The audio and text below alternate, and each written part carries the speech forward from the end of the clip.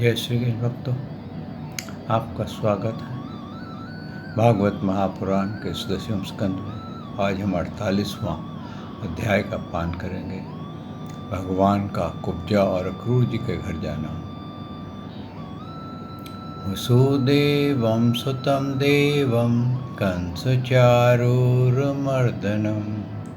देवकी परमानन्दं श्रीकृष्ण वन्दे जगद्गुरु। श्रीकृष्ण शरणं गोपाल शरणं श्रीकृष्ण शरणं गोपाल शरणं मेरे बांके बिहारी नंदलाल शरणं मेरे बांके बिहारी नंदलाल शरणं श्री कृष्ण शरणं गोपाल शरणं श्री कृष्ण शरणं गोपाल शरणं मेरे बांके बिहारी नंदलाल शरणं मेरे बांके बिहारी नंदलाल शरणं श्री कृष्ण शरणं गोपाल शरणं श्री कृष्ण शरणं गोपाल शरणं मेरे बांके बिहारी नंदलाल शरणं मेरे बांके बिहारी नंदलाल शरणं श्री कृष्ण शरणं गोपाल शरणं श्री कृष्ण शरणं गोपाल शरणं मेरे बांके बिहारी नंदलाल शरणं मेरे बांके बिहारी नंदलाल शरणं। बोल भगवान श्री कृष्ण की जय, श्री नंद के लाला की जय, श्री द्वारकाधीश भगवान श्री कृष्ण की जय। बोल देवदेव पूर्ण ब्रह्म भगवान श्री कृष्ण की सदा ही जय।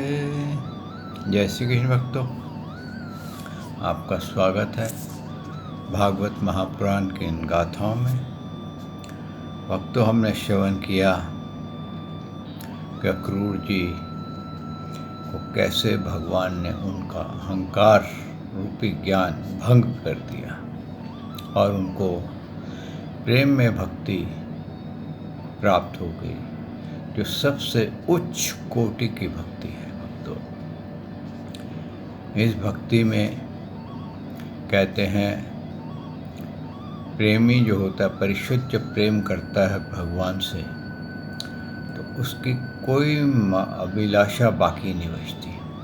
और ये भक्ति अगर किसी को मिल जाए तो कहते हैं फिर मोक्ष की भी आवश्यकता नहीं रहती, क्योंकि ये मोक्ष से भी बढ़कर भक्ति है। और इससे बड़ी भक्ति क्या होगी भक्तों? मोक्ष में क्या होगा? क्या प्रभु के धाम में उनका साक्षात्कार कर रहे होंगे। और जब आपको ऐसे प्रेम में भक्ति मिल जाए जहाँ भगवान ही आपके पास आके बैठ जाएं, तो फिर मोक्ष में क्या अंतर रहेगा। भक्तों, कहते हैं कि उद्धव जी जो थे, जब उनको आंखें खुली प्रेम में भक्ति की, तो उनको लगा कि सारा ये वेद, ये जितनी भी मैंने ज्ञान प्राप्त किया, ये समस्त मुझे केवल अहंकार ही मुझे प्राप्त हुआ, किसी ने मुझे प्रेम में भक्ति सिखाई ही नहीं। यही वक्त हमारे साथ भी होता है। हम भी लोगों के प्रवचन सुन कर के थोड़े शास्त्र पढ़ लेते हैं और उसमें से हम प्रेम में भक्ति का मीनिंग क्या है वो नहीं जान पाते। बहुत सारे चीज़ें होती हैं, हम मिस इंटरप्रेटेट कर लेते हैं। जैसे कि कई लोग गीता पढ़ने के बावजूद भी भगवान को जन्मने और मरने वाला समझते हैं। कि भगवान एक शरीर धारण किया हुआ था और वो जाते हुए शरीर का परित्याग किया था, लेकिन वो उतनी बारीकी से नहीं ज्ञान पाते कि भगवान स्वयं कह रहे हैं गीता में कि मैं तो अपने प्रकृति को अधीन करके प्रकट होता हूँ, यानी कि मेरे प्रोजेक्शन है, मेरे को कोई धारण नहीं कर सकता। कोई शरीर ऐसा बना ही नहीं है जो मुझको धारण कर ले। मैं सबके शरीर को धारण कर सकता हूँ, लेकिन कोई शरीर मेरे को धारण नहीं कर सकता। तो भक्तों, ये जो है कि उनको कोई शरीर धारण नहीं कर सकता, ये भगवान ने बहुत क्लियरली गीता में मेंशन किया है कि वो हमेशा प्रकट होते हैं। लेकिन फिर भी जो गीता पढ़ते हैं वो इसको ना समझ होकर के भगवान को जन्मने और मरने वाला समझ लेते हैं। इस तरह से भक्तों तभी कहते हैं अभ्यास। भगवान ने अर्जुन से भी ये कहा था कि वो बोला कि मन को कंट्रोल करना तो ऐसे है प्रभु जैसे वायु को कंट्रोल करने की बात कर रहा हो। मैं वायु को भी कंट्रोल नहीं कर सकता जो इंसान, तो मन कैसे कंट्रोल होगा? वायु का भी कंट्रोल नहीं हो सकती है। तो भगवान ने कहा कि अभ्यास के द्वारा ये मन जो है ये कंट्रोल हो जाता है। और तू वायु की बात करता है, तो प्रहलाद ने श्वास रोका था, क्षमा करें, ध्रुव ने श्वास रोकी थी और सारी वायु स्थिर हो गई थी। तो इसी प्रकार से अभ्यास और प्रभु की कृपा से हमारे को परिशुद्ध भक्ति की प्राप्ति होती है। और हमारे ये मानव देह को धारण करने का उद्देश्य इतना होता है कि हमें भगवान की भक्ति प्राप्त हो जाए और सच्ची भक्ति प्राप्त हो जाए। हम व्यर्थ के पेड़ों को, मजारों को, अन्य गुरुओं को, उनको भगवान मान करके ना पूजें। हमारे को ये पता चल जाए कि कौन सा भगवान कौन है, सच्चे भगवान कौन है। क्योंकि उस ईश्वर का इंट्रोडक्शन जो पूर्ण ब्रह्म है मिलता बहुत कम है।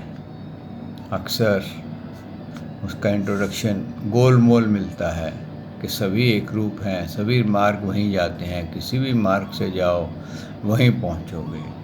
अब आप ये खुद ही सोच लीजिए कि आप हिमालय जो वो नॉर्थ में है और आप साउथ के किसी भगवान को पूछते हैं, भगवान जो है नॉर्थ में, ऐसे समझिए, और सब कोई कहे नहीं साउथ में जाने के से भगवान मिलते हैं, तो आप साउथ की तरफ से अगर मुंह करके चल पड़ेंगे तो हिमालय नहीं पहुंचेंगे। ऐसे ही भक्तों, जब तक हमारे को real introduction of God Krishna नहीं होगा तब तक हम भगवान तक नहीं पहुंचेंगे। यही भगवान ने गीता में भी कहा है कि जो देवी देवताओं को पूजता है वो अपने इच्छित भोग पाता है और स्वर्ग में ही तक रहता है और स्वर्ग के बाद फिर वापस आ जाता है।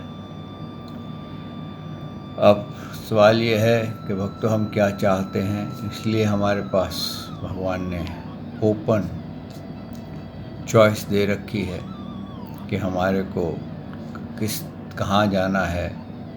स्वर्ग में जाना है, पितरों के लोक में जाना है, चंद्रलोक में जाना है, ब्रह्मा जी के लोक में जाना है, शिव जी के लोक में जाना है, विष्णु जी के लोक में जाना है, महाविष्णु जी के लोक में जाना है, कि भगवान के परम धाम में जाना है। इसलिए जब भी आप अध्ययन करें तो आप अपनी चॉइस देख लें कि मैं जिसकी पूजा कर रहा हूँ इसका मुझे फल कहाँ लेके जाएगा।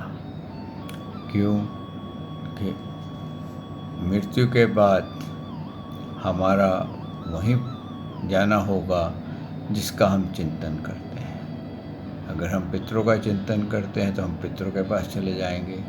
अगर हम देवी देवताओं का चिंतन करते हैं तो स्वर्ग में चले जाएंगे। ब्रह्मा जी का चिंतन करते हैं तो उनके ब्रह्मलोक में चले जाएंगे। शिव जी का चिंतन करते हैं तो हम कैलाश चले जाएंगे। और विष्णु जी का चिंतन करते हैं तो हम वैकुंठ चले जाएंगे। और अगर हम भगवान श्री कृष्ण का चिंतन करेंगे तो हम उनके परम धाम चले जाएंगे। तो इस प्रकार से भक्तों चॉइस भगवान ने हमारे को खुली दे रखी है। और ये भी है कि अगर ये जन्म में हमें मोक्ष नहीं मिला तो अगला जन्म, हमारे अनेकों जन्म होते हैं।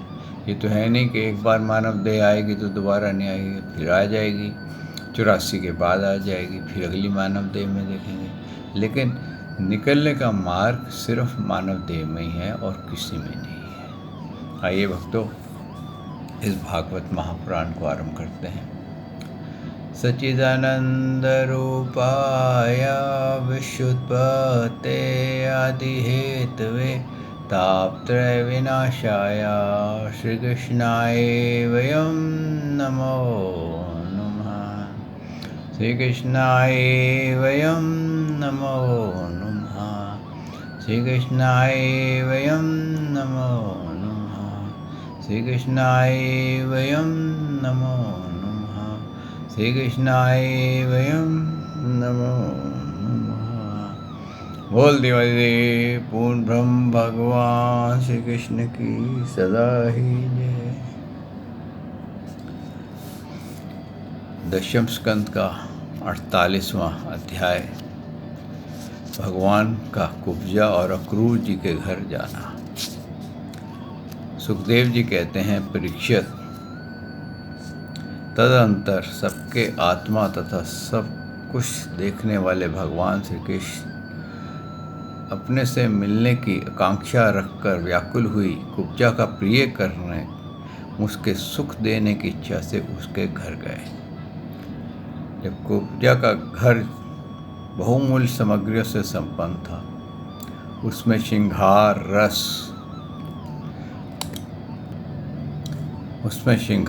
रस आदि की बहुत सी साधन सामग्री भी भरी हुई थी। मोतियों की झालरें और स्थान स्थान पर झंडियाँ भी लगी हुई थी। चंदोवन तने हुए थे, सेज बिछी हुई थी और बैठने के लिए बहुत सुंदर आसन लगाए हुए थे। धूप की सुगंध फैल रही थी, दीपक की शिखाएं जगमगा रही थी। स्थान स्थान पर फूलों के हार और चंदन रखे हुए थे।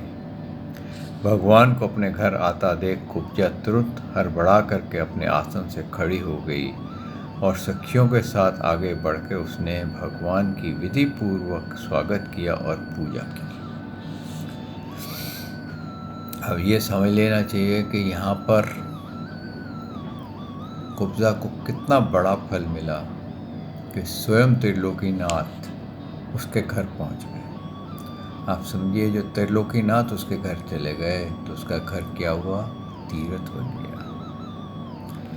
अब कुब्जा ने उनको एक आसन पर बैठाया, उनकी पूजा की और साथ में उद्धव जी भी गए थे। वो अकेले नहीं गए थे और उद्धव जी गए थे। और उद्धव जी जो थे उनके आसन को कहते ना, बस हाथ जोड़ करके टच किया आसन को और जा कर के नीचे बैठ गए। क्यों?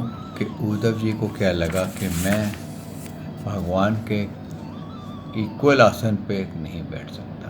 यही भक्तों एक जीव का, एक ज्ञानी का आदर होता है, नियम होता है कि वो अपने से बड़े के साथ अगर वो उच्च हो उसके साथ नहीं बैठना चाहिए। क्यों? कि उसका एक मान होता है। तो भगवान के साथ वो बैठ भी सकते थे, लेकिन भगवान को मान देते हुए कि वो सर्वश्रेष्ठ हैं, वो नीचे बैठ गए। तो कुब्जा जो थी उसने सब कुछ पेश किया भगवान के लिए, भोजन सामग्री पेश करी और भगवान ने उसको हाथ पकड़ा और बोला कि तू जो अपना इच्छा तेरी थी ना मेरे को चंदन लगाने की, वो पूर्ण कर ले। मैं यहाँ पर उतनी देर रुका हूँ। तो वो चंदन अंगरंगा लेके आई और भगवान के चरणों को लगा करके वो भगवान के चरणों में ही लौट गई। और वहीं जिसको बोलते हैं ना कि जैसे कोई पुष्पों का सुगंध लेता है, तो वो भगवान के चरणों की सुगंध में इतनी मगन हो गई कि उसको बाकी जगह चंदन लगाने का ध्यान ही नहीं रहा। तो बहुत देर तक जब वो ऐसी तरीके से भगवान के चरणों में लेटी रही, झुकी रही, और ऐसे लग रहा था कि हर श्वास में श्री कृष्ण शरणम गोपाल शरणम सुगंधि के साथ वो मोहित हो गई। उसका हृदय आनंदित हो गया। कहते हैं ना, उसके जन्मों जन्मों की अभिलाषा पूर्ण हो गई कि उसने भगवान के चरण का स्पर्श पा लिया। जबकि भक्तों, भगवान के चरण का स्पर्श कोई देवी देवता भी नहीं पा सकता। नारद मुनि जी ने भगवान के का स्पर्श पाने के लिए अपने चरणों को, जब राजसूय यज्ञ हुआ था उसमें धुलवाया था, और सबने कहा था, नारद तू जान रहा है तू क्या कर रहा है? बोला क्या कर रहा हूँ? बोले तू जानता है भगवान से चरण धुलवा रहा है, तेरे को मालूम नहीं भगवान से चरण धुलाएगा तो नरकों का वासी होगा? तो नारद ने कहा, मेरे को एक नरक नहीं, कोटि कोटि जन्मों तक भी अगर मेरे को नरक मिल जाए तो भी मैं जाने को तैयार हूँ, क्योंकि ये भगवान का जो स्पर्श है ना, ये मैं कभी भी नहीं पा सकता। और भगवान मेरे को स्पर्श कर रहे हैं, इससे बड़ी बात क्या हो सकती है? तो इसलिए भक्तों, फिर भगवान ने उसको उठाया, कहते हैं उसका लिंगन किया, और उसकी इच्छा नहीं थी कि वो भगवान वहाँ से जाएं, पर भगवान वहाँ से विदा हो गए और उद्धव जी भी उनके साथ वहाँ से विदा हो गए। अब देखिए कुब्जा का भाग्य कि भगवान के चरणों का स्पर्श, बजाय कुब्जा उनको लिंगन करे, भगवान ने ही उसका लिंगन किया, यानी कि उसको पवित्र कर दिया। और उसको कहते हैं भगवान ने सिर्फ 2 उंगली जो चंदन उसने भगवान को दिया था जब वो मथुरा में प्रवेश किए थे, उसके बदले में उसको मोक्ष प्रदान कर दिया, अपने परम धाम का, अपने धाम का वासी बना दिया। इतने प्रभु महान हैं, ये मेरे प्रभु श्री कृष्ण ही कर सकते हैं कि इतनी छोटी सी भेंट के ऊपर इतने प्रसन्न हो जाए कि जीव को मोक्ष दे। भक्तों, भगवान की लीला ही ऐसी है। भगवान सदा जीव से बहुत प्रेम करते हैं, लेकिन जीव ही भगवान से प्रेम नहीं करता है, ऐसा कई गाथाएं आती हैं।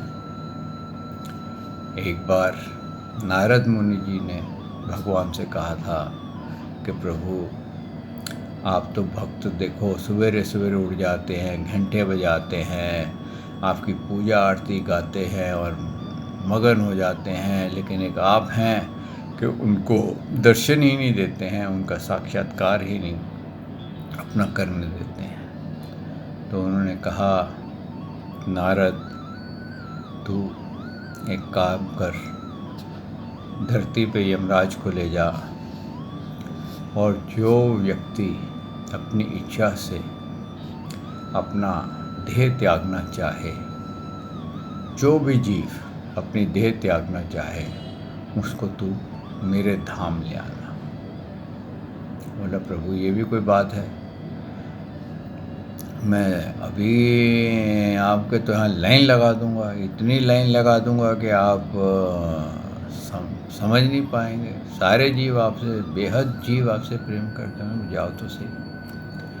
तो नारद मुनि जी यमराज जी को लेकर के भेष पलटा और नीचे आए ब्रह्म मुहूर्त में, यानी कि 3:30 और 4 के बीच में। और क्या देखते हैं कि एक पंडित जी सवेरे सवेरे उठ करके भगवान का भजन गा रहे हैं, सेवा कर रहे हैं मूर्ति की, श्री विग्रह की, और आरती जला रखी है, और उसको बहुत कहते हैं ना ध्यान योग हो रहा है। तो नारद जी ने बोला, देखो भगवान ने तो कहा था कोई एक जीव ले आना, जब हम तो अभी नीचे उतरे ही हैं तो पहले ही जीव मिल गया हमारे को। चलो यमराज जी, इसी को ले चलते हैं, ये पहला जीव ही मिल गया, इससे आगे और क्या करना है, ज़्यादा मेहनत करने की आवश्यकता नहीं है, भगवान का वचन यहीं पूर्ण हो जाएगा। वहाँ के अंदर गए मंदिर में, तो देखते हैं कि बड़े भजन गा रहा है, बड़ा डोल रहा है, बड़ा नाच कर रहा है। तो उसको बोला, पुजारी जी आपकी भक्ति सफल हो गई है, आपसे भगवान का आपको धाम मिल जाएगा। बोले ठीक है, बहुत खुशी की बात है, तो भगवान आपसे मिलना चाहते हैं। तो बोले चलो अभी मिल लेते हैं। बोले ऐसे नहीं पुजारी जी, आपको ये देह जो है आपकी, इसको यहीं धरती पे ही छोड़ना पड़ेगा, इसको साथ लेके नहीं जा सकते भगवान से मिलने के लिए। तो पुजारी जी थोड़े उदास हो गए। तो उन्होंने कहा कि प्रभु मेरे को कुछ समय मिल सकता है। बोले क्यों, क्या हुआ, समय की क्या आवश्यकता है।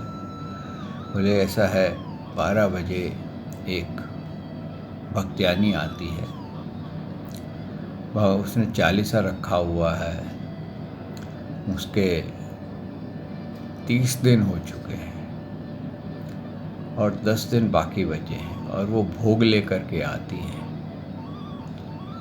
और वो भोग जो होता है वो मेरे हाथों में देती है। मुझे जब उसके हाथों का स्पर्श मिलता है तो उस भोग की सुगंधी बड़ी अच्छी लगती है। तो मैं चाहता हूँ कि वो 10 दिन का जो मुझे स्पर्श मिलना है वो मुझे मिल जाए। तो नारद मुनि जी ने और यमराज जी ने एक दूसरे की तरफ देखा, बोले अरे ये तो वासना का भूखा है, ये भगवान से कहाँ मिलेगा, और 10 दिन के लिए भगवान से तो इमीडिएट उसको उसी वक्त कहना चाहिए था चलो, लेकिन ये तो नहीं, जाने को तैयार नहीं है। चलो इसका कार्य नहीं है, इसको यहीं छोड़ो, ये भगवान से नहीं मिलना चाहता। मंदिर से बाहर आ गए, घूम रहे थे, तो एक घर के बाहर क्या देखते हैं कि बाहर से कि एक बूढ़ा आदमी है, जिस कहते हैं ना मुंह में दांत नहीं पेट में आंत नहीं, 80 साल का बूढ़ा, और एक जवान लड़की 16 साल की उसको गालियां दे रही है, और वो बूढ़ा कुछ बोल नहीं रहा, हाथों में हार पकड़ के बैठा हुआ है। और बोले नारद जी, बोले यमराज जी, लगता है ये बूढ़े को इस जीवन से क्या लाइकिंग होगी, इससे क्या, इसको क्या अट्रैक्शन है, इसको क्या जीवन से लगाव होगा, चलो इसको ले चलते हैं। बूढ़े के पास पहुँचे कि बाबा आप, बड़े दुख की बात है कि जवान लड़की आपको गालियाँ दे। बोले हाँ क्या करूँ, मेरा भाग्य ही ऐसा है, जैसे प्रभु ने लिख दिया वैसे ही होगा। तो बोले आप प्रभु से मिलेंगे। बोले हाँ मिलेंगे। बात यह है कि आपको चलना है तो ये शरीर छोड़ के जाना होगा। तो बुजुर्ग बोला अभी चलना है। बोले हाँ अभी, मुहूर्त तो अभी का ही है, बाद में तो शायद मौका ना मिले, और भगवान आपका राह देख रहे हैं, हम आपको लेने आए हैं। तो बोले ये शरीर छोड़ना पड़ेगा। बोले हाँ ये शरीर के साथ नहीं आप जा सकते, आप बिना शरीर के जाएंगे। तो बोले कुछ सब मोहलत नहीं मिल सकती। कि क्यों, क्या करना है। कि ये जो लड़की आपने 16 साल की देख रहे थे, इसके साथ मेरा अभी अभी लगन हुआ है, और इसके लिए मैंने हार बनवाया था, लेकिन इसको पसंद नहीं आया। मैं एक दूसरा हार बनवा लूँ और इसके गले में डाल दूँ, जिससे ये प्रसन्न हो जाए, फिर चलता हूँ। तो उन्होंने कहा भाई ये भी काम से कुलसित है, इसको भी बराबर नहीं है, तो इसको ये भी नहीं जा सकता। तो फिर आगे निकले तो क्या देखते हैं, एक सूअर गटर में पड़ा हुआ है और मल खा रहा है। तो नारद जी ने कहा, ये सूअर जो है ये मल खा रहा है, गटर में पड़ा हुआ है, इसको क्या मोह होगा जीवन से, या कोई काम उत्तेजना होगी, या कोई ऐसा होगा, इसको क्या है ना, तो इसको काम क्रोध कुछ भी नहीं होना चाहिए, इसको तो वासनाएं भी नहीं होनी चाहिए, तृष्णाएं भी नहीं होनी, इच्छाएं भी नहीं होनी चाहिए, इसका क्या है, ये देखो कैसे किस हालत में पड़ा हुआ है। तो यमराज जी, आप इसकी आत्मा को ज़रा बाहर निकालिए और उससे बात करते हैं। यमराज जी ने उसकी आत्मा को बाहर निकाला, उससे बोला, भाई बात यह है कि भगवान मिलने के लिए तेरा मार्ग खुल गया है, तो भगवान से तू मिलेगा, उनके धाम में वास करेगा। कि वहाँ पर भगवान के धाम में क्या बात करते हो आप एक काम करो, मेरे साथ शुक्र योनि में गटर में लेटो और मल का पान करो, मल को खाओ, देखो क्या आनंद आता है। भगवान के धाम में क्या आनंद आएगा, जो आनंद यहाँ है वो वहाँ कहाँ आएगा। तो नारद मुनि जी बोले, यमराज जी, लगता है भगवान का वचन सत्य है कि भगवान तो मिलना चाहते हैं जीव से, लेकिन जीव ही मिलना नहीं चाहता। तो ऐसे ही भक्तों हमारे साथ भी होता है, हम भी भगवान से किसी न किसी कारण से ही उनकी भक्ति पूजा करते हैं। निष्काम भक्ति पूजा करनी कठिन हो जाती है बहुतों के लिए, लेकिन गोपियाँ जो थी वो परिशुद्ध प्रेम करती थी, और यहाँ कुब्जा ने भी परिशुद्ध प्रेम किया भगवान से, उसके अंदर कोई काम वासना नहीं थी। वो भगवान के चरणों की जब सुगंधी ले रही थी, तो उस सुगंधी में लेते लेते ही उसके समस्त जन्मों के पाप उसी पल उसी क्षण समाप्त हो गए थे, भस्म हो गए थे। एक तो भगवान का स्पर्श प्राप्त हो गया था, दूसरा भगवान के चरणों में उसने चंदन लगाया था, और तीसरा उसने भगवान के चरणों की सुगंधी ली थी। सुगंधी वैसे ही है भक्तों, जैसे हम कहते हैं ना, श्री कृष्ण का नाम ले और अपना श्वास अंदर खींचें, और श्री कृष्ण का नाम ले और श्वास बाहर छोड़ें, जैसे ओम इन एंड ओम आउट। तो वो जो हमारा श्री कृष्ण शरणम, सिर्फ ऐसे अपना श्वास 1 मिनट के लिए रोकें और श्री कृष्ण शरणम अंदर, और फिर श्री कृष्ण शरणम करते हुए हम बाहर छोड़ें, तो हमारे श्वासों की माला में जो भगवान की एनर्जी आएगी, वो हमारा रोम रोम पवित्र कर देगी, और केवल हमारा रोम रोम पवित्र या पुलकित नहीं करेगी, हमारे कई जन्मों के जो अविद्याएं हम पे लगी हुई हैं, जिसके कारण हम मानव योनि में भटक रहे हैं और कलयुग में आ गए हैं, कलयुग में भटक रहे हैं, और वो समाप्त हो जाएंगे, हमारे समस्त बंधन खुल जाएंगे। हम समस्त कोपों से, श्रापों से, दंडों से, ऋणों से, तापों से, 3 गुणों के प्रभाव से, उसके कारण उत्पन्न होने वाले काम, क्रोध, लोभ, मोह, अहंकार, मत्सर, तृष्णाओं से, वासनाओं से, इच्छाओं से, मैं, मेरा, राग, द्वेष, निंदा, स्तुति, मान, अपमान से हम मुक्त हो जाएंगे। भक्तों, ये बंधन तोड़ने बहुत कठिन है।